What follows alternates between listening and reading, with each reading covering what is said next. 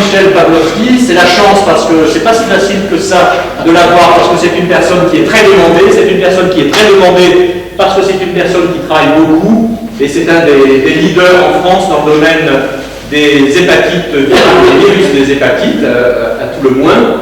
Et donc je le remercie d'avoir accepté notre invitation. Et puis le deuxième point, c'est que je trouvais qu'on ne parlait pas beaucoup en réalité de virus des hépatites dans ces séminaires. Je trouve que c'est un des micro-organismes et un des sujets qu'on avait peut-être relativement peu présenté au cours des derniers semestres. Et donc j'étais d'autant plus intéressé à proposer à Michel Pawlowski de venir aujourd'hui. Merci encore d'avoir affronté le vent, la tempête pour aller à Marseille ce matin. Absolument, je suis parti de Paris ce matin avec des vents à 100-110 km/h. Donc c'est ça fait du bien de voir la Méditerranée. Bien, merci beaucoup Michel pour l'invitation. Je vais donc vous parler aujourd'hui dans un topo qui sera assez translationnel. Vous allez entendre parler un peu de foi et un peu de clinique, de la guérison de l'hépatite B, fantasme ou réalité. Pourquoi on parle de guérison de l'hépatite B? Pour une raison assez simple, c'est que, à part le virus de l'hépatite C, les autres infections virales chroniques qui touchent l'homme ne sont pas curables en principe, le VIH, le virus de l'hépatite B, le virus herpès. Et vous avez certainement lu la presse, entendu que pour ce qui concerne le virus de l'hépatite C, qui a été découvert il y a 25 ans, on arrive aujourd'hui à des solutions curatives par des antiviraux directs qui vont guérir l'infection, pas forcément la maladie sous-jacente du foie, mais guérir l'infection dans 90-95% des cas. Et comme toujours dans ces cas-là, quand un problème est en train de se résoudre, les chercheurs se demandent bien quel autre problème ils pourraient créer pour faire des intéressants et surtout avoir du financement. Et donc la mode aujourd'hui est à l'HBV cure, c'est-à-dire autant essayer de faire quelque chose qui est très très difficile, on a moins de chances que ça marche et comme ça on va pouvoir faire de la recherche pendant plus longtemps.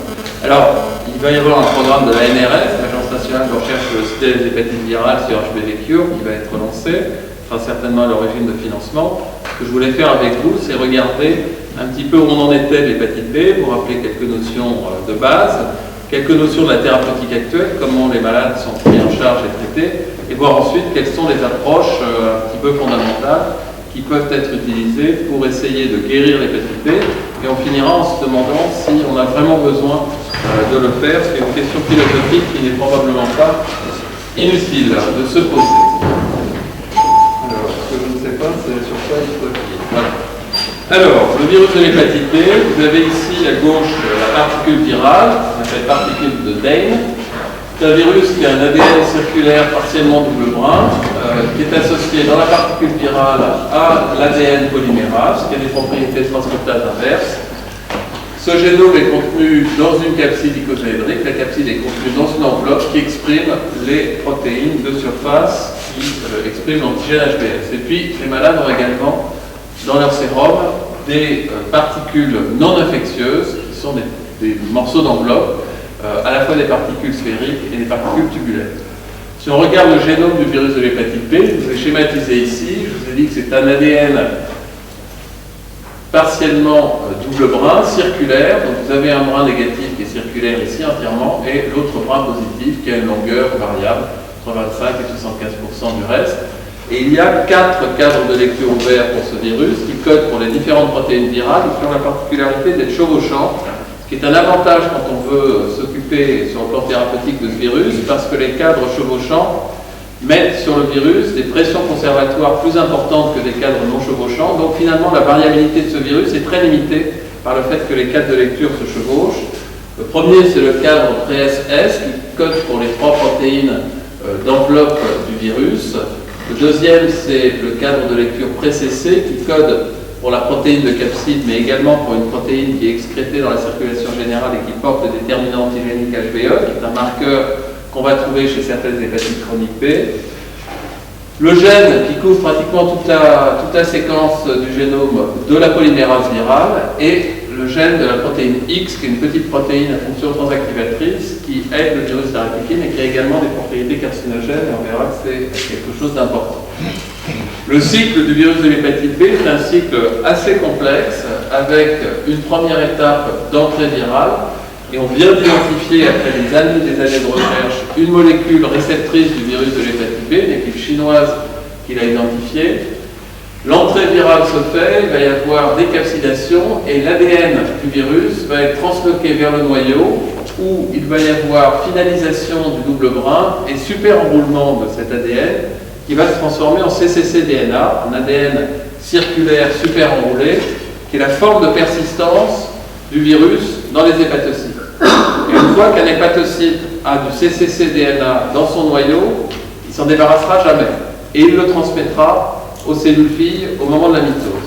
Donc on a ici une forme de persistance de l'infection virale qui est le problème parce que quand quelqu'un a été infecté, a mis en place une infection chronique, il a du cccDNA pour le restant de ses jours. Alors ce cccDNA sert de matrice pour la transcription d'un certain nombre d'ARN. Un ARN très important, c'est l'ARN prégénomique qui va partir se faire encapsider avec la molécule d'ADN polymérase qui est une reverse transcriptase également. Il y a d'autres ARN qui sont synthétisés, qui servent de messagers pour la synthèse des autres protéines virales. Et puis dans cette nucléocapside, il va y avoir rétrotranscription, synthèse d'un premier brin d'ADN et synthèse partielle du deuxième brin d'ADN. Il va y avoir un budding qui va se faire au niveau du réticulum endoplasmique et un transport vésiculaire qui va permettre d'éliminer, d'exporter la particule virale dans la circulation générale, avec un système qui est très intelligent qu'a trouvé ce virus. C'est que pour être sûr que son couple de cccDNA reste bien intact et bien productif, et bien à partir de là, une partie va partir pour faire des nouvelles particules virales, mais une autre partie va revenir ici et va venir alimenter de façon continuelle le couple de cccDNA. Alors, l'histoire naturelle de la maladie, parce qu'il faut comprendre ce que c'est, une infection aiguë qui va survenir, avec un passage à la chronicité. Si on est infecté à la naissance, c'est 95% des cas qui passent à la chronicité, c'est ce qui arrive énormément en Asie et en Afrique. Si on est infecté à l'âge adulte, là, le taux de passage à la chronicité est faible, il est de moins de 1%. Néanmoins, lorsqu'on a une infection chronique, on va développer dans 30% des cas une cirrhose. La cirrhose, c'est une maladie du foie qui est irréversible, qui est caractérisée par des nodules de régénération, une fibrose extensive. Et cette cirrhose va, au rythme de 2 à 6% par an, être à l'origine d'un cancer du foie, cancer primitif, carcinome hépatocellulaire. Le cancer du foie a la particularité dans l'hépatite B de pouvoir survenir sans cirrhose parce que je vous ai dit tout à l'heure que certaines protéines du virus étaient carcinogènes. Et puis, lorsqu'on a une cirrhose, on peut également avoir une décompensation de la cirrhose, faire une hémorragie digestive, une acide, etc., et mourir de cette façon-là. Et au bout de 5 ans, on estime qu'à peu près 20% des malades cirrhotiques vont faire une décompensation. Et tout ça, bien entendu, mène à la mort des malades. Et les malades qui ont une hépatite chronique B meurent soit des complications de la cirrhose, soit d'un cancer primitif du foie, que l'on peut prévenir éventuellement par une transplantation hépatique. Et aujourd'hui, si on transplante les malades à temps, on peut éventuellement éviter le décès. Enfin, c'est quand même une maladie qui tue énormément. Quelques statistiques. La mortalité mondiale par cancer primitif du foie. Vous avez ici, dans le monde, le pourcentage de décès liés à des maladies du foie. 45% dans le monde est lié à l'hépatite chronique B, c'est donc un fléau absolument considérable. Il y a aujourd'hui 240 millions de personnes qui ont une infection chronique dans le monde. C'est devant le virus C, 26%, l'alcool 20% et les autres. Et ce qui est plus inquiétant, c'est que l'incidence de complications graves des hépatites virales monte. Et ce qui monte le plus vite dans le monde, c'est le cancer lié au virus de l'hépatite B. La cirrhose liée au virus de l'hépatite B monte aussi. Donc, on est face à un problème de santé publique qui est extrêmement important. Alors ça, c'était l'introduction. Dans la première partie, je voudrais vous montrer comment aujourd'hui on peut contrôler l'infection par le virus de l'hépatite B par les traitements antiviraux qui sont des antiviraux directs ou génériques. Et on a deux types de traitements qu'on va utiliser pour traiter les malades de l'hépatite B. D'une part, l'interféron alpha pégylé. La pégylation, c'est une forme retard, ça permet de faire une injection par semaine. L'interféron alpha, c'est une molécule qui a des propriétés antivirales et immunomodulatrices. Et ces deux propriétés, antivirales non spécifiques et immunomodulatrices, jouent un rôle dans le contrôle de la maladie virale B. Et puis on utilise aussi très largement, et plus largement encore, des analogues de nucléosides ou de nucléotides, dont vous avez ici la lamivudine, la défovir, la telmivudine, l'antécavir, le ténofovir, ou la combinaison en un seul comprimé de tenofovir et d'antricitabine. Ce sont des inhibiteurs de la transcriptase inverse du virus de l'hépatite B. Et voici ici un résumé des résultats de ces traitements. Si vous regardez des patients qui sont avec une hépatite chronique antigène HBE positive, c'est-à-dire des gens qui produisent de l'antigène HBE, vous allez voir qu'il y a une séroconversion HBE qui n'est pas fréquente, environ 30%, et ça c'est l'objectif du traitement chez ces malades, environ 30% avec l'interféron, avec les molécules les plus puissantes, aujourd'hui 20% seulement. Le contrôle de la réplication virale avec un ADN du virus qui est indétectable, on l'observe dans environ 7 à 14% des cas seulement avec interféron et 60-70% des cas avec les médicaments les plus puissants, et puis des transaminases normalisées dans 60 ou 70% des cas. Et si vous regardez maintenant dans l'autre groupe de malades, qui est de très loin le plus fréquent dans nos régions, en Europe et également en Afrique, ce sont les malades qui ont un antigène HBE négatif, ce sont des malades qui partent d'une charge virale qui est plus faible, naturellement, mais qui ont généralement une maladie plus grave et qui ne sont pas capables de produire la protéine HBE. Eh bien, chez ces malades, on arrive à négativer l'ADN viral dans 90% des cas. Pourquoi c'est plus que les autres? Parce qu'ils partent d'une charge virale plus faible que les autres, et à normaliser les transaminases dans 70 à 75% des cas. Alors évidemment, quand on parle de traitement antiviraux, ce qui est très important, c'est la résistance. Et vous savez sans doute, et on l'a appris avec les traitements du VIH, que lorsqu'on donne des inhibiteurs spécifiques d'une fonction virale, d'une fonction enzymatique en particulier, il préexiste chez les malades des variants minoritaires qui portent des mutations qui les rendent résistants à l'action des antiviraux. Ces variants vont être sélectionnés, et au moment où vous êtes efficace sur le virus sensible, le virus résistant, lui, va pouvoir s'expandre et remplir l'espace. Et on s'est rendu compte assez rapidement que certaines molécules qui sont sur le marché étaient problématiques. La lamivudine, 70% de résistance, c'est-à-dire d'échappement thérapeutique et d'échec thérapeutique à 5 ans de traitement, énorme, il ne faut pas l'utiliser bien évidemment, en tout cas pas toute seule. La défovir, 30%. La telmivudine, on a des résultats sur 2 ans, mais déjà à 20%. Il nous reste 2 molécules qui sont très acceptables avec un très bon profil de résistance, une barrière élevée contre la résistance. C'est l'entecavir et le tenofovir. Vous voyez qu'ici on est à 1% à peu près de résistance, et avec le tenofovir, à 6 ans, on est à 0, pas de résistance du tout. Ça a été une surprise pour nous. On savait qu'avec le VIH, il y avait énormément de résistance. Il y en a énormément avec le virus de l'hépatite C. Le virus de l'hépatite B, parce que, je vous l'ai dit tout à l'heure, il y a des contraintes conservatoires très importantes, une variabilité qui n'est pas autorisée, qui n'est pas très importante. Et bien, la chance, c'est que s'il y a des virus qui peuvent être résistants au tenofovir, ces virus ne sont pas capables de s'appliquer parce qu'ils entraînent des altérations de fonctions essentielles. Donc, cliniquement, il n'y a pas de résistance au tenofovir sur 6 ans de suivi. Et si on reprend ce tableau-là, aujourd'hui, le traitement, c'est soit l'interféron pégylé. On l'utilise encore un peu en France chez les malades antigènes HBE positifs. C'est quelque chose qui n'est pas très populaire aux États-Unis. Ils ne l'utilisent pas du tout. Et en tout cas, les 2 médicaments de première ligne de l'hépatite chronique B, c'est l'entecavir et le tenofovir, et puis éventuellement la combinaison de l'antricitabine. Il y a une encore plus haute barrière contre la résistance, mais qui n'a pas d'autorisation de mise sur le marché spécifiquement pour l'hépatite B. On l'utilise quand même chez certains malades très graves en pré- ou post-transplantation. Alors, quelle est l'efficacité antivirale au long terme de ces traitements? Cette efficacité antivirale est bonne.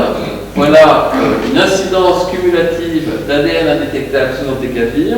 Et vous voyez qu'au fil des semaines, de plus en plus de malades deviennent négatifs. Ça va plus vite pour les antigènes HBE négatifs que pour les antigènes HBE positifs, simplement parce que les négatifs partent d'une charge plus basse.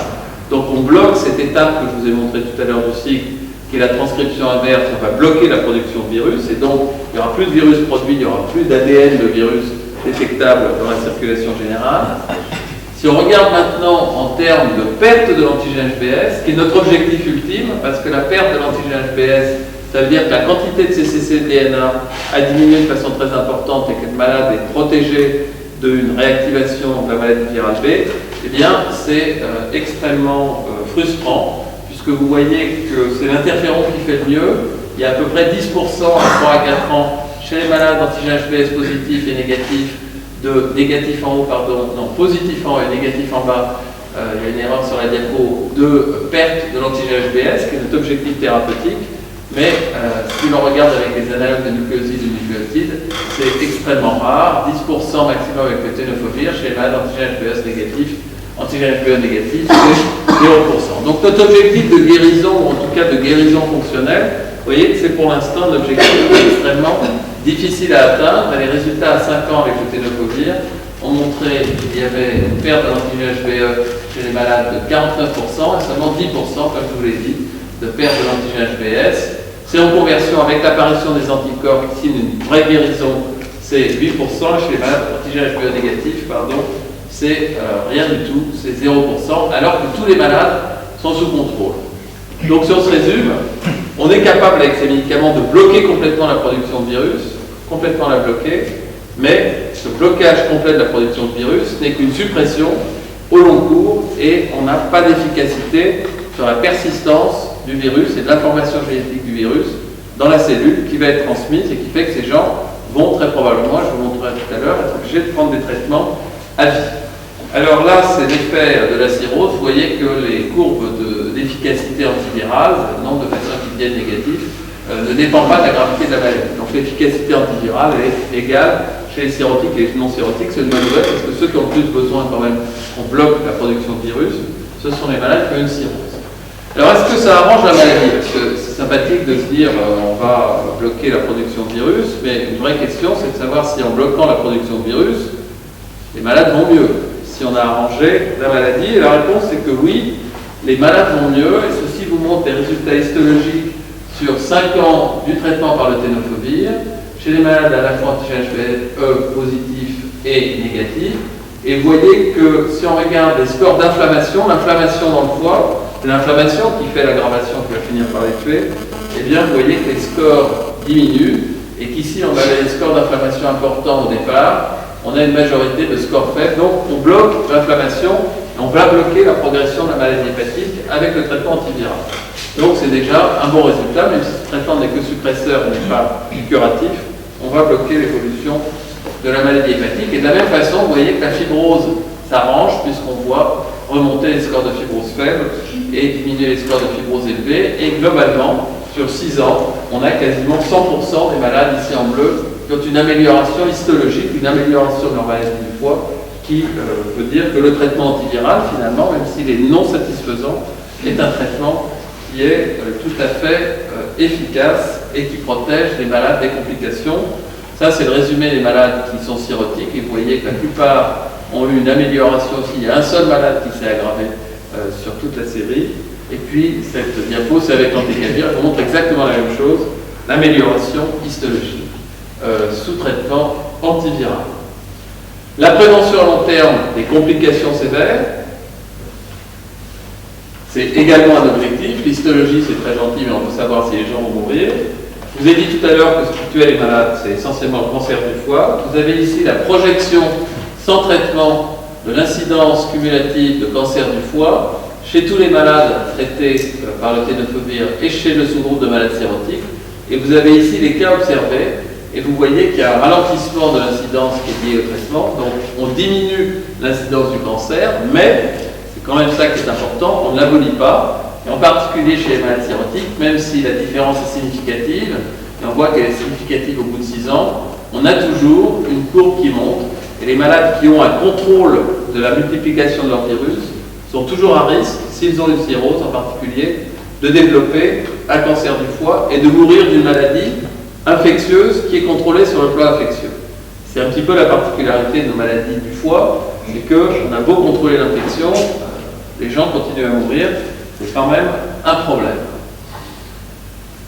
Autres résultats qui vont dans le même sens, chez des malades qui sont sous antécavir, vous voyez ici les malades non cirrhotiques, ici l'incidence de cancer sous antécavir et le contrôle de l'infection, elle est très minime. Chez les malades cirrhotiques, il y a évidemment une très grande différence entre les malades non traités, les malades sous l'amidudine qui vont beaucoup échapper, et les malades sous antécavir. On améliore, mais on a toujours cette incidence ici de cancer primitif du foie. Et si on mesure les risques chez le non cirrhotique, l'incidence est 0,36 par 100 personnes par an et 4,80 chez les cirrhotiques. Et vous voyez que parmi les facteurs très importants de prédiction du cancer, il y a la cirrhose, bien sûr, l'âge, et puis l'absence de réponse virologique, l'absence le contrôle de l'infection avec quelque chose qui vous montre la même chose. Donc si on se résume sur cette partie de l'état de l'art aujourd'hui, de ce qu'on fait avec les malades, on peut dire que l'infection par le virus de l'hépatite B peut être très efficacement contrôlée sur le long terme par les traitements antiviraux dont on dispose aujourd'hui, en particulier les analogues de nucléosides et nucléotides qui ont une forte puissance antivirale et une barrière contre la résistance élevée. Le contrôle est associé à une amélioration significative de l'histologie hépatique et à une réduction de l'incidence des complications, des compensations, cancer du foie, décès, et l'infection est seulement contrôlée, il faut bien comprendre ça, elle n'est pas guérie parce que ces malades ont toujours du cccDNA qui persiste dans leurs hépatocytes et qui est transmis aux cellules filles. Alors dans cette deuxième partie, je voudrais discuter avec vous de l'étape suivante, c'est-à-dire on est capable aujourd'hui de contrôler l'infection, on est capable d'empêcher la multiplication du virus, on améliore significativement les choses, mais on ne guérit pas les malades de l'infection et la plupart d'entre eux vont être obligés de prendre un traitement à vie.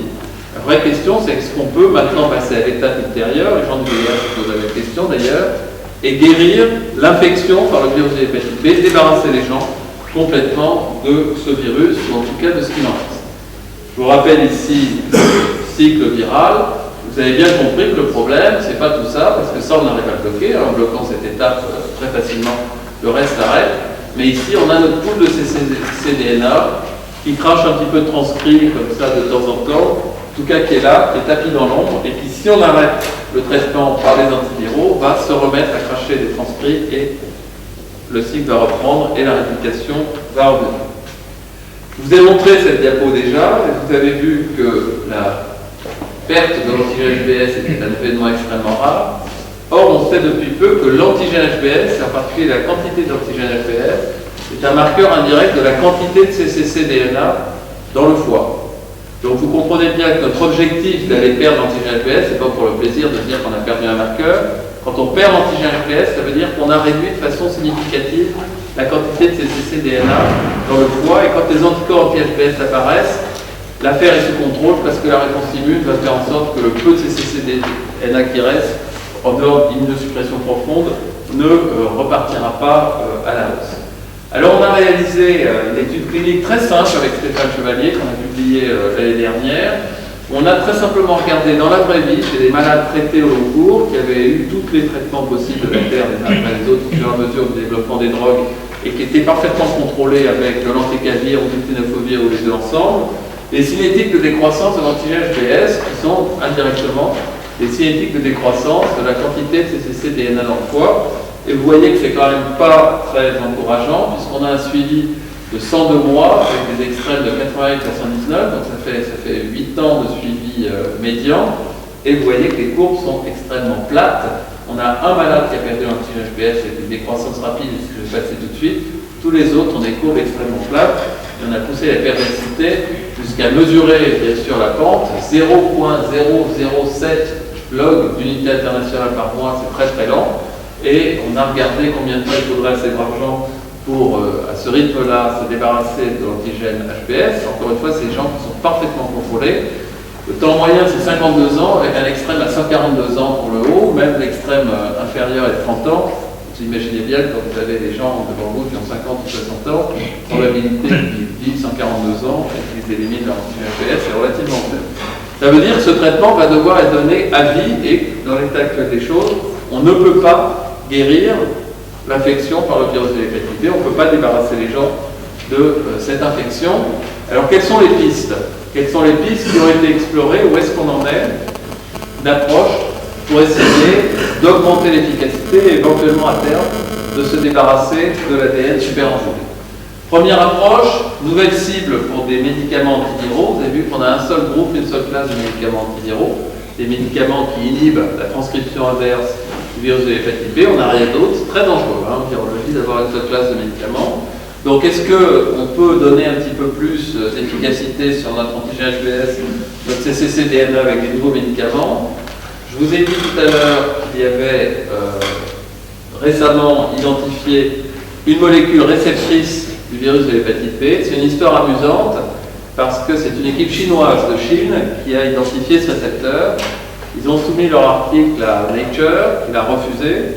Ils ont soumis leur article à Science, qu'il a refusé, et ils ont fini par publier dans un obscur journal online qui s'appelle eLife, qui vient de démarrer, ce qui est un scandale absolu parce que ces gens ont résolu un problème sur lequel l'ensemble de la communauté scientifique internationale se casse les dents depuis 40 ans, et je peux vous assurer que le même papier mot à mot avec des auteurs américains passait dans Nature, les doigts dans le nez, avec 3 lignes de changement. De l'injustice d'être chinois dans un monde dominé par... Bref. Donc, toujours est-il que c'est intéressant parce que cette molécule qui a été identifiée s'appelle le sodium diphenol taurocholique ou transporting polypeptide. C'est une molécule qui est impliquée dans l'hépatocyte, dans le transport des acides biliaires. Donc, c'est quelque chose qui est fonctionnel, qui est important pour l'hépatocyte, mais qui explique en partie le tropisme du virus de l'hépatite B pour ces cellules, puisqu'il utilise cette molécule qui est spécifique de l'hépatocyte pour son entrée. Et l'équipe de Stéphane Urban en Allemagne a développé des molécules antivirales qui sont des bloqueurs de l'entrée du virus dans la cellule. En fait, c'est une approche assez rigolote parce qu'ils ont utilisé des séquences du virus de l'hépatite B lui-même qui sont dérivées de la région préesse. Ils les ont myristylées et ils ont abouti à ce médicament qui s'appelle le Myrcudex. Et ce médicament a une efficacité antivirale sur la production de virus. Vous voyez ici en présence du Myrcudex, on n'a plus de production d'ADN, ici on a la production d'ADN. Et vous avez ici un modèle de souris humanisé, qui est repeuplé, dont le foie est repeuplé. Ici vous avez le foie de souris, et ici vous avez une repopulation avec des hépatocytes de tout paillard, qu'on infecte par un virus de l'hépatite B, qui est un virus de l'hépatite B de marmotte. Alors vous allez me dire, le modèle est quand même un peu loin de l'homme, enfin, c'est un modèle tout à fait valable, et on utilise le virus de l'hépatite B de la marmotte comme un bon modèle pour étudier le virus de l'hépatite B. Ici, en l'absence de Myrcudex, en l'absence de traitement, vous avez un staining marron qui représente l'antigène de capside, HBC, sur les hépatocytes. Et vous voyez qu'on peut abolir cette expression d'antigène HBC, donc abolir l'expression de protéines virales dans les hépatocytes infectés qui ne le sont plus, grâce à l'utilisation de cet inhibiteur d'entrée et un médicament qui rentre aujourd'hui en essai clinique. On va voir si, l'ajoutant aux autres analogues, on peut faire quelque chose. Alors, très peu d'autres approches, malheureusement. Vous savez que dans le VIH, ça foisonne, on inhibe à peu près tout. Dans l'hépatite C, on peut inhiber à peu près tout aussi. Dans l'hépatite B, très peu d'autres approches antivirales spécifiques. Une qui avait été présentée il y a quelques années sur des inhibiteurs de la formation de la nucléocapside. Ça, c'est la lamivudine, et ça, c'est la molécule qui avait été présentée. Alors, ça a l'air super, en fait. Ça marche vraiment bien, c'est top. Et si vous regardez la date de publication, c'est 2003. C'est paru dans Science, pour le coup. Alors, vous avez sans doute la chance de ne pas être chez moi. Mais enfin, ce développement clinique médicamenteux n'a été nulle part. Et donc, on a aujourd'hui, montre toujours cette diapo, mais on n'a pas aujourd'hui d'inhibiteur de la formation de la capside qu'on puisse développer. Donc, sur les approches antivirales, on est un petit peu sec. Deuxième type d'approche pour essayer d'aller vers le cure, d'y aller pas à pas, petit à petit, et c'est une approche qui est très à la mode en ce moment parce qu'il y a un regain d'intérêt en virologie pour la réponse innée. En tout cas, c'est la réponse innée qui guérit les malades de l'hépatite C sous traitement antiviral. Pour l'hépatite B, on s'est dit peut-être qu'en augmentant la réponse innée, en la stimulant, on pourrait aller vers une guérison. Une approche qui a été présentée récemment, c'est l'utilisation d'un médicament qui est développé par Gilead, qui s'appelle le GS9620, qui est un agoniste de TLR7, qui induit les réponses interféron liées dans la cellule, active le système interféron et va induire un certain nombre de gènes stimulés par l'interféron. Et ce médicament a été administré à des chimpanzés infectés par le virus de l'hépatite B. Et vous voyez que si on regarde l'ADN du virus, on a un effet comme ça qui est dose dépendant. Donc on peut diminuer la charge virale en induisant la réponse TLR7 dans la cellule. De la même façon, on va regarder le staining en immunochimie de l'antigène de capside du virus avant traitement et après traitement, et on va abolir la production de cet antigène de capside. Donc il va y avoir un effet antiviral. Et évidemment, ce qui nous intéresse, c'est de regarder l'effet sur l'antigène HBS. Il y a un effet, cet effet est dose dépendant, mais je le trouve personnellement assez modeste, et je ne suis pas certain que cette approche soit une approche révolutionnaire qui va nous permettre de résoudre notre problème d'antigène HBS. Donc c'est une approche intéressante. Ce médicament, on ne sait pas très bien où il va aller, il y a des problèmes de toxicité au long cours éventuels, donc On ne sait pas, mais enfin, en tout cas, cette approche est intéressante. Elle peut réduire l'anti-HBS, mais il faut regarder si ça dure et comment ça va se faire. Alors évidemment, comme notre cible c'est le cccDNA, on peut se dire, le plus simple, ce serait peut-être d'aller carrément se débarrasser du cccDNA, c'est-à-dire cibler ce cccDNA. Et là, on commence à rentrer dans un truc qui est un petit peu rock'n'roll, parce que quand on va commencer à aller bombarder un petit mini-chromosome qui est à l'intérieur du noyau des cellules en essayant de viser lui, mais de ne pas bombarder tout ce qui est autour, qui pourrait avoir des effets secondaires extrêmement délétères, on se retrouve dans une certaine difficulté devant quelque chose qui est très difficile, avec trois approches potentielles. Première approche qui est d'induire le turnover, le renouvellement des hépatocytes pour réduire la quantité de cccDNA. Une deuxième approche potentielle qui est d'aller le détruire, comme je vous ai dit, un petit peu comme Star Wars, là, comme ça, en essayant de viser bien. Et la troisième approche, c'est de le réduire au silence. Et pour ces trois approches, on a des data expérimentaux, mais qui sont pour l'instant extrêmement préliminaires. Première approche, induire le turnover des hépatocytes pour réduire le cccDNA. Vous savez que le foie est un organe très particulier qui a la propriété de se régénérer.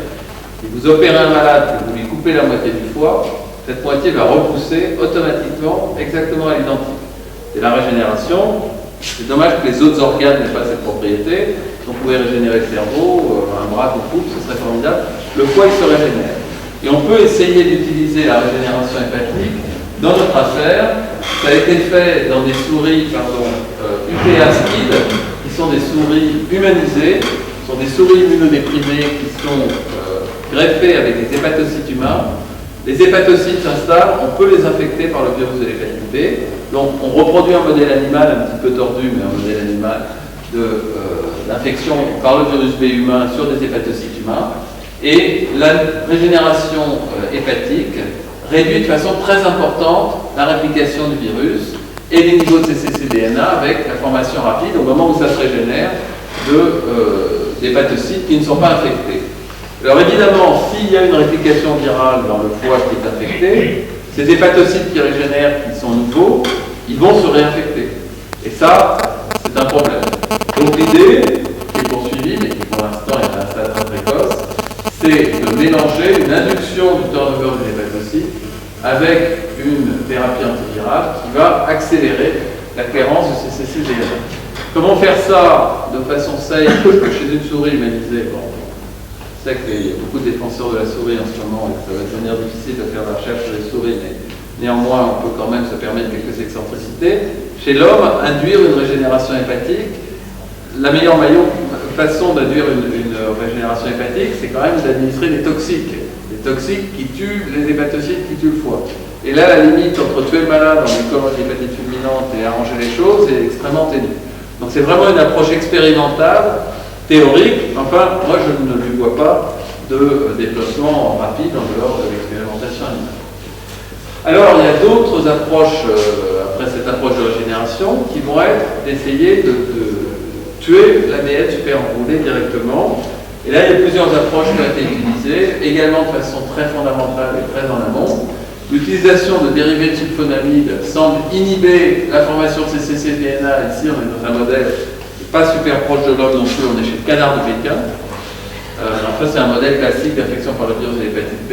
Et puis, il a été montré, là encore de façon expérimentale, que la stimulation du récepteur de lymphotoxine bêta réduisait la quantité de cccDNA dans les cellules. Là encore, ce sont des résultats qui sont très récents. Comment on stimule les récepteurs de lymphotoxine bêta chez l'homme sans entraîner de toxicité, ça n'est pas absolument évident. Alors quelque chose qui est intéressant, c'est le contrôle épigénétique. Et il a été montré dans une équipe chinoise que l'interféron alpha lui-même était capable d'induire un contrôle épigénétique de la production de ces cccDNA. Et ça pourrait expliquer les résultats que je vous ai montrés tout à l'heure, où on a plus de pertes d'anti-HBS chez les malades qui ont été traités par interféron alpha que chez les malades qui ont été traités par un analogue de nucléoside ou un analogue de nucléotide. Et vous voyez que, toujours dans notre modèle de souris du PSKID, traité ou non par l'interféron alpha affecté par le virus de l'hépatite B, on peut diminuer la production d'ARN prégénomique, diminuer la production d'ARN pré-SS et diminuer la quantité de cccDNA. Alors, je sais que la différence est significative. Mais enfin, je ne pense pas que vous allez faire une OLA pour ce résultat. On va dire qu'il y a une tendance pour une diminution de la quantité de cccDNA dans ces souris. Mais enfin, c'est quelque chose qui est extrêmement ténu et à mon avis, in vivo, ça pourrait accélérer un processus naturel d'élimination du cccDNA chez certains malades qui ont une tendance naturelle à éliminer, mais probablement pas être quelque chose qui va fonctionner. Alors, basé sur cette approche, il y a d'autres approches qui ont été mises en place, testées pour essayer de reproduire cet effet de l'interféron alpha sur la répression de l'expression du cccDNA. On a utilisé tout un tas de composés, des modulateurs de l'EZH2 méthyltransférase, avec des résultats sur le pré-génomique et sur le cccDNA, qui sont des résultats expérimentaux qui valent ce qu'ils valent. Et également, et c'est peut-être plus intéressant, une approche de contrôle épigénétique des cccDNA avec les small molécules, des petites molécules.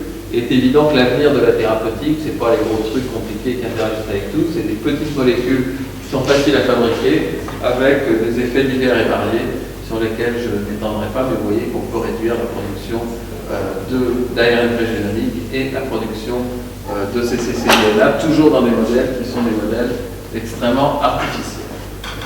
Donc si on se résume sur cette deuxième partie, je vous rappelle que la question était est-ce que l'on peut guérir le virus de l'hépatite B, après vous avoir démontré que vous pouvez le contrôler. Plusieurs approches expérimentales ont cet objectif d'essayer d'éliminer ou de contrôler ou de réduire au silence le cccDNA. Aucune d'entre elles, à mon sens, n'est cliniquement crédible à court ou moyen terme. Ce sont des approches de recherche fondamentale qui sont très intéressantes et qui ne doivent pas donner l'espoir qu'on va demain matin développer des médicaments qui permettent de guérir. Et donc, si on reste scientifique, aujourd'hui, la guérison de l'infection par le virus de l'hépatite B est un fantasme que nous ne pouvons pas réaliser.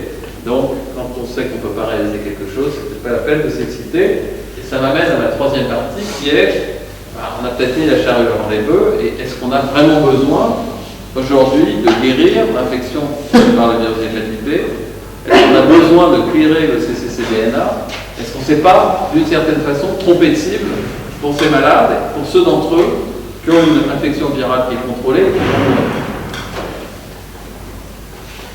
Alors, les raisons pour guérir, c'est les raisons que les gens utilisent souvent. Et ce sont des raisons qui sont discutables. On nous dit les malades jeunes vont peut-être la trouver un petit peu saumâtre de devoir être traités à vie. Et c'est vrai que quand on commence un traitement à 25, 30 ans, on doit prendre son traitement toute sa vie, c'est peut-être un peu compliqué de se projeter. Maintenant, c'est un comprimé par jour, c'est super bien toléré. Il y a des diabétiques, il y a des gens qui ont des hypothyroïdies, des hypertendus, des gens qui prennent des statines. La moitié de la population prend des médicaments tous les jours, toute sa vie. Ça ne se passe pas trop mal et je ne vois pas très bien comment on peut utiliser ça comme un argument pour dire on a absolument besoin de guérir l'infection par le virus de l'hépatite B. Pour les femmes enceintes, on a aujourd'hui pas trop de problèmes puisqu'on a des traitements qui sont bien tolérés, on peut les guérir. Alors, ça c'est un argument économique, c'est tous les gens qui sont traités au long cours, qui ne sont pas guéris, qui vont voir leur docteur régulièrement et ça coûte cher.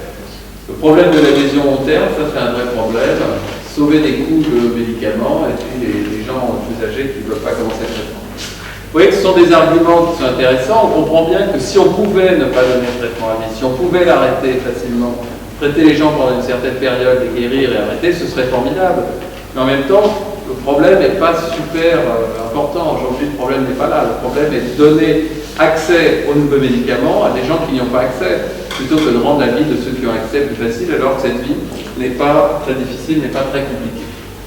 Je vous rappelle que, comme je vous l'ai dit tout à l'heure, la probabilité qu'on guérisse est vraiment faible spontanément, donc il faut mettre ça en balance avec le fait que les arguments pour dire qu'on a besoin d'une guérison et le fait qu'on a absolument plus de chance de l'avoir, je vais les mettre en parallèle. Et puis je vous rappelle aussi cette diapo que je vous ai déjà montrée, qui montre très clairement que, de toute façon, sur le plan clinique, sur le plan histologique, on améliore les malades profondément, on améliore la survenue des événements cliniques de façon très importante, les malades qui n'ont pas de réponse virologique, les malades qui ont une réponse virologique, les événements cliniques tous ensemble. Et je vous rappelle cette photo, cette diapositive, qui montre qu'avec le traitement qu'on a, on réduit considérablement, mais on garde une incidence de cancer.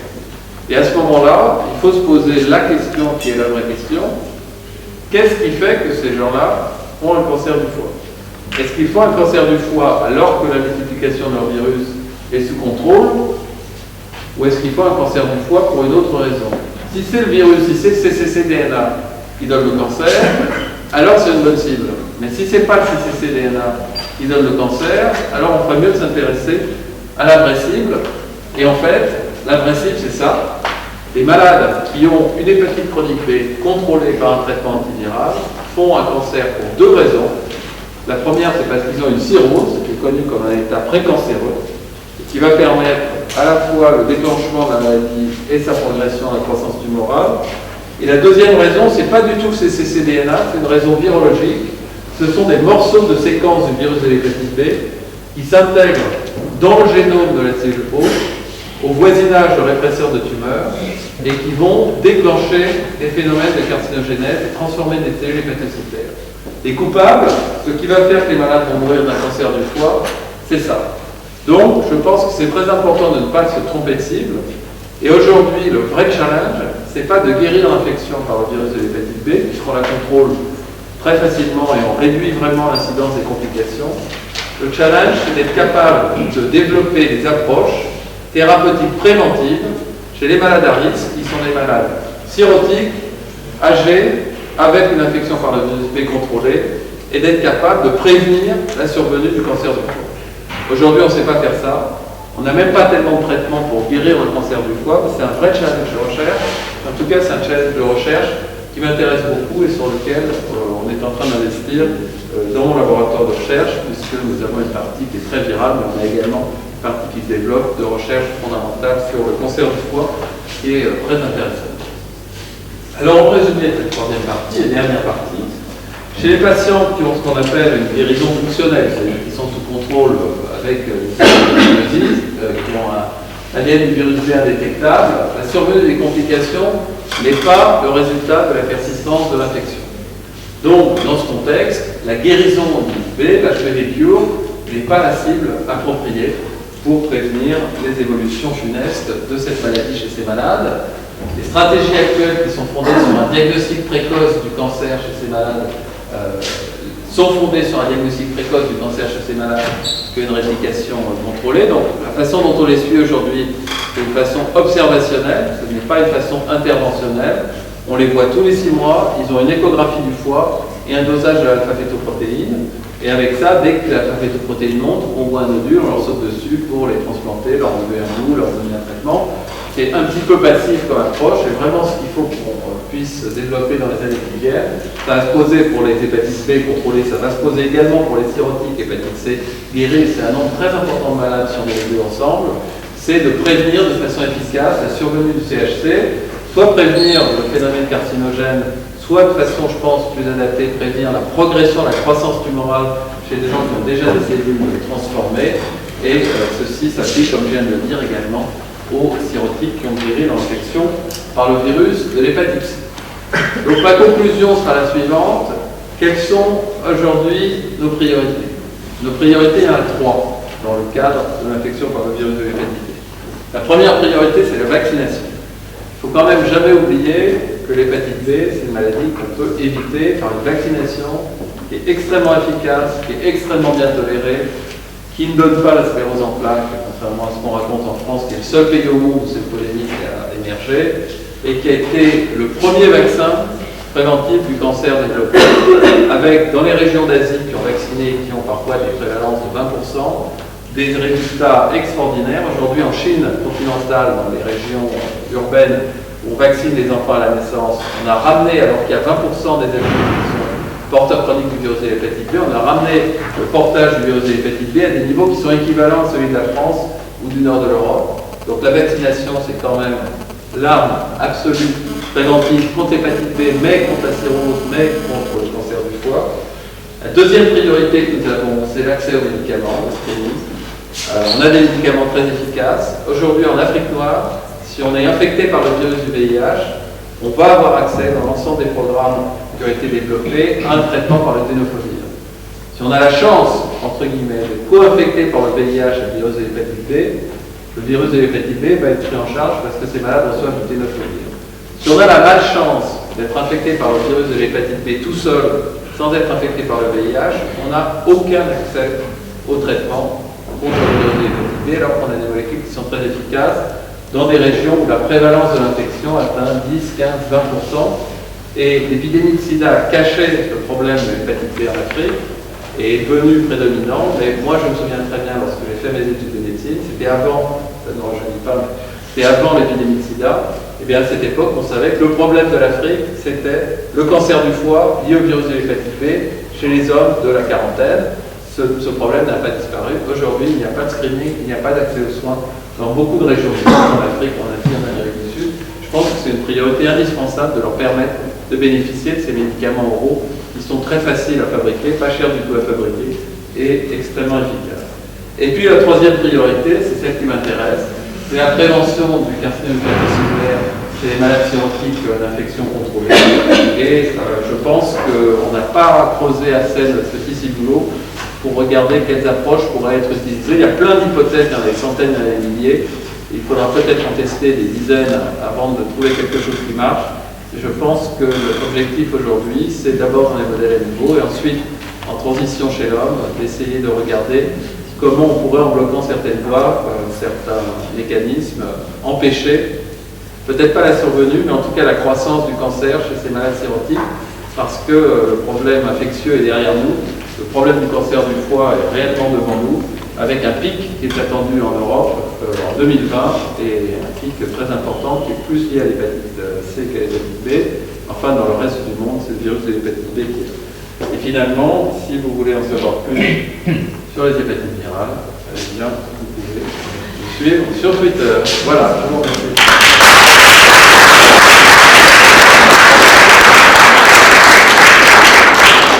Merci Jean-Michel. Est-ce qu'il y a des questions?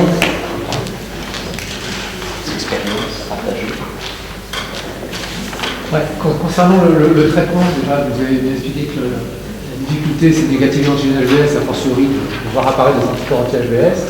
Notamment dans des cas de réactivation VHB, il y a eu des associations du traitement avec le traitement que vous avez parlé, avec des vaccinations, des protocoles de vaccination de gamma-globulines anti-HBS. Quelle est la place en fait de ces... Alors, il y a eu un certain nombre d'essais, on s'est dit, il y a eu une mode de la vaccination thérapeutique. 10, quinzaine d'années, on se disait, si on induit les réponses immunes, de différentes façons d'ailleurs, on va aider l'organisme à se débarrasser de la maladie. À ce jour, il n'y a, à ma connaissance, aucune approche de vaccination thérapeutique qui ait la moindre efficacité dans aucune maladie virale chronique, donc on en est quand même beaucoup revenu. Dans le cas précis, toujours un truc moi, que j'ai trouvé bizarre, c'est d'injecter l'antigène HBS recombinant à des malades qui sont des porteurs chroniques d'antigène HBS et qui en crachent des quantités absolument industrielles en permanence, sans doute pas la bonne approche.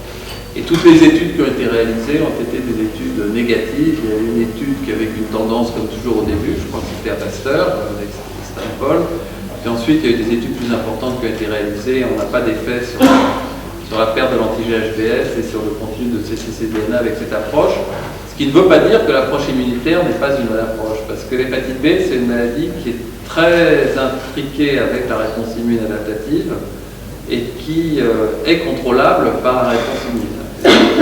On contrôle l'infection, une séroconversion HBE, c'est une prise de contrôle par la réponse immunitaire de l'infection, et la séroconversion HBS, c'est le stade ultime de la prise de contrôle par la réponse immunitaire dans l'infection. Je pense que les immunologistes n'ont pas été assez créatifs jusqu'à présent pour nous donner des idées de comment on pourrait accélérer cette prise de contrôle. Mais l'impression qu'on a, c'est qu'effectivement, le plus simple, c'est quand même si l'organisme lui-même, un peu boosté, prend le contrôle de l'affaire. Dans ce sens-là, tu nous as fait voir une série de façons que vous avez suivies sur plusieurs semestres. Il y en a un manifestement qui se décroche. Qu'est-ce qu'il y a de particulier? Il y a une réponse immune qui est prête à contrôler la maladie. Il y a un certain nombre de malades, en général, la perte de l'antigène HBS, c'est rapide. C'est-à-dire qu'on voit des malades qui descendent très vite et qui négativent très vite. C'est des gens qui sont juste entre... c'est un effet seuil. C'est un effet seuil parce que, on peut tout recommencer depuis le début, mais l'hépatite B, il y a d'abord une phase d'immunotolérance peut être très courte mais qui peut être très longue, où les malades répliquent à des niveaux extrêmement élevés, très très hauts, sont très infectieux, n'ont pas de lésion hépatique et n'ont pas de réponse immune contre le virus. Et les malades qui ont une maladie chronique du foie sont des malades qui sont dans une phase d'immuno-élimination, où la réponse immune, pour des raisons qu'on ne comprend pas, se réveille, réponse adaptative, elle induit des lésions parce qu'elle détruit les hépatocytes qui sont affectés, qui expriment des protéines, et tout dépend de l'équilibre. C'est-à-dire qu'à ce moment-là, il y a des gens qui s'y reconvertissent naturellement et qui vont naturellement, et c'est comme ça 4-5% par an, avoir s'y reconversion HBE et contrôler leur maladie par leur réponse immune.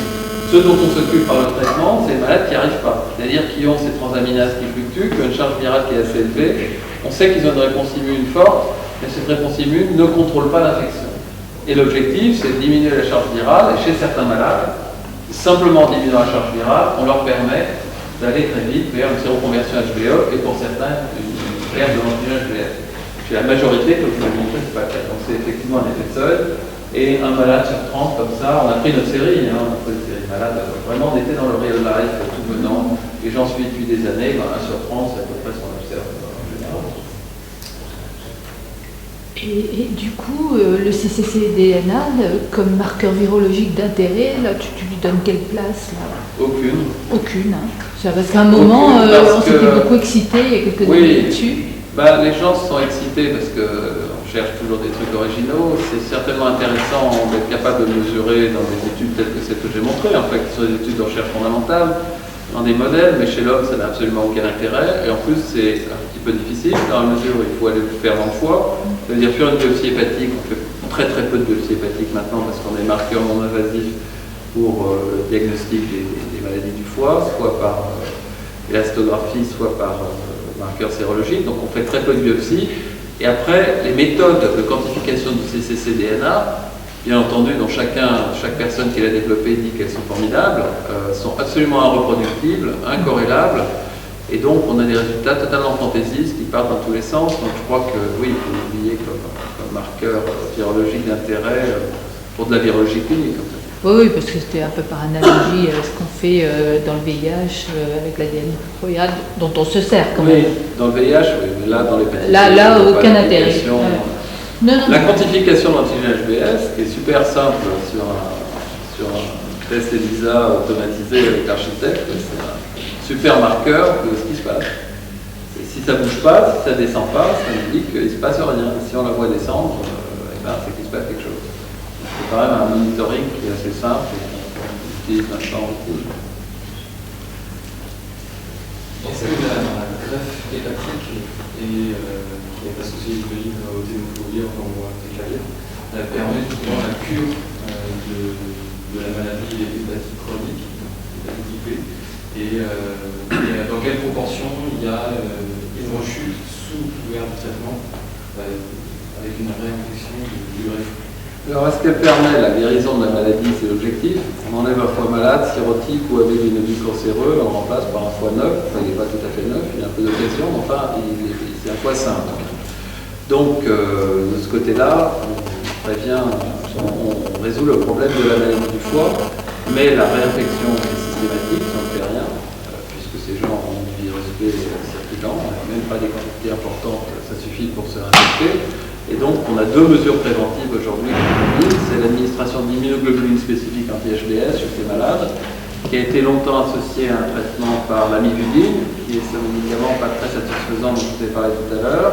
Aujourd'hui, on combine l'administration d'immunoglobuline anti-HBS avec des médicaments puissants, comme le tenofovir et l'antéclavir. Et on est en train d'évoluer en post-greffe sur l'arrêt des immunoglobulines.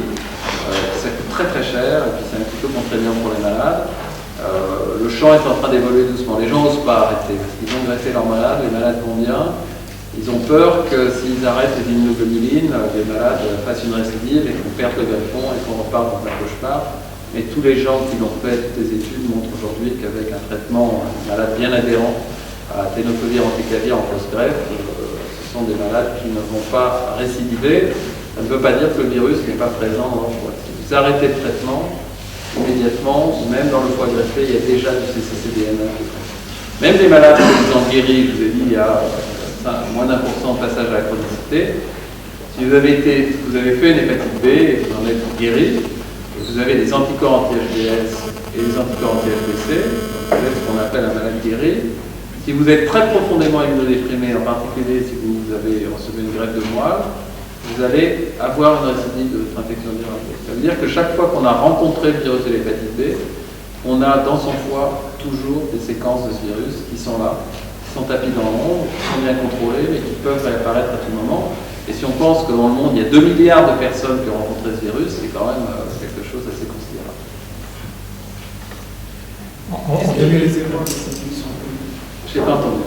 Les réservoirs, est-ce que c'est les ailes? Alors, il y a du virus B qui se réplique dans certains lymphocytes.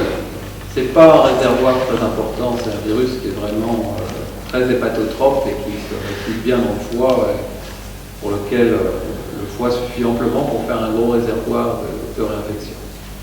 Vous avez la question de savoir si les d'autres espèces infectables, c'était ça aussi la question. Ah, les autres, pardon, je pensais que c'était en dehors de l'homme. Alors, il y a plusieurs virus de l'hépatite B, c'est une famille assez homogène. Je vous ai dit qu'il y avait un virus de la marmotte. Il est un peu différent, il est spécifique de la marmotte. On ne peut pas infecter un homme avec le virus de la marmotte. Il y a un virus du canard de Pékin, et puis il y a des virus de singe. On peut infecter le chimpanzé avec le virus de l'hépatite B humain. Alors, est-ce qu'on peut infecter des humains avec des virus de singe? On ne va jamais le faire.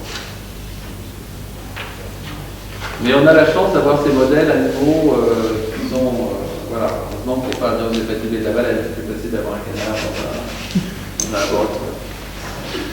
Ouais. Il y avait une étude épidémiologique en début 2004 sur les 15 000 personnes, la population générale, qui trouvait qu'il y a 0,7% de personnes chroniquement infectées. Et un autre élément important, c'était qu'il y avait la moitié des gens qui étaient infectés chroniquement qui ne connaissaient pas manifestement leur statut. Donc depuis, ça fait 10 ans, est-ce que je vois que nous, en fait, on est toujours à peu près au même nombre de diagnostics, de nouveaux diagnostics au laboratoire depuis 10 ans, à peu près 130 par an.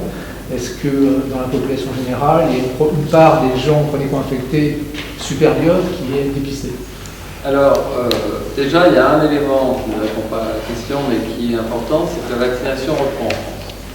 Donc déjà, on va prévenir de nouvelles infections, en particulier à la naissance chez les enfants.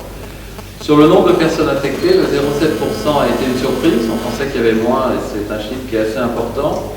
Et c'est certainement une sous-estimation de la réalité, puisque l'hépatite B touche énormément des populations qui sont invisibles.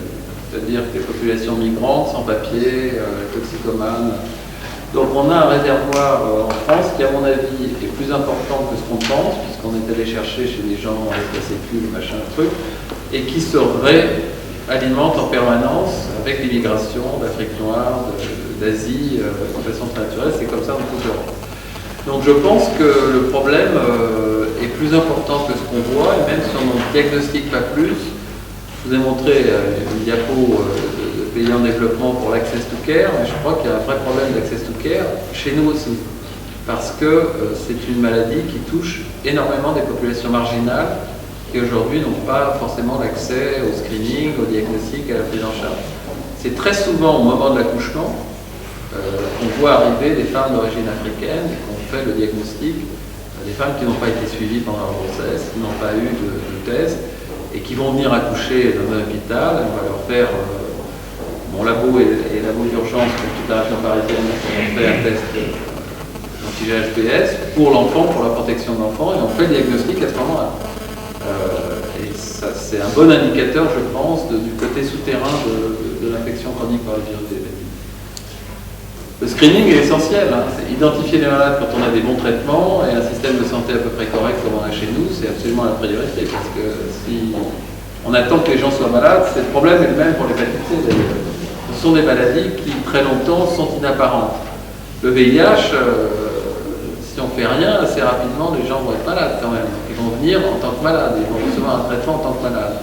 Le challenge pour l'hépatite B et pour l'hépatite C, c'est de les traiter avant qu'ils soient très malades. C'est ce que j'ai montré, la cirrhose, le cancer, pour prévenir la survenue de ces complications. Ça pose d'ailleurs un problème très important pour l'hépatite C et pour l'hépatite B dans les pays en développement. C'est-à-dire que est-ce qu'on va lancer des campagnes de screening généralisées? Enfin, c'est très difficile. Ok, merci beaucoup encore pour cette présentation.